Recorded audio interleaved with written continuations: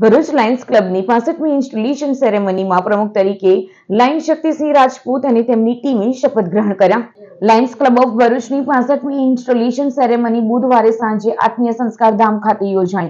સમારોહમાં વર્ષ 2026-27 માટે નવી ટીમને વિધિવત હોદ્દાની જવાબદારી સોંપાઈ. લાયન શક્તિસિંહ રાજપૂતે પ્રમુખ, પ્રજ્ઞેશ ભાવસારે સેક્રેટરી અને દક્ષેશ શાહે ટ્રેઝરર તરીકે કાર્યભાર સંભાળ્યો હતો.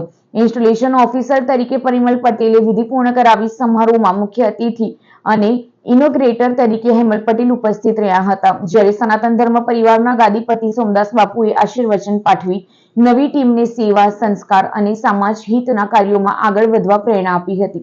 કાર્યક્રમ દરમિયાન Priyanka Jain, Raval induction officer, guest of honour Darshan Turakhiya, special guest.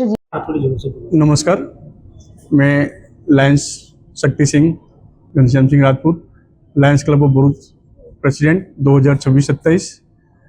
मैं एक तो सबसे पहले आप सबका स्वागत करता हूं लायंस क्लब की तरफ से। दूसरा, हमारा सबसे बड़ा काम है लोगों की सेवा करना।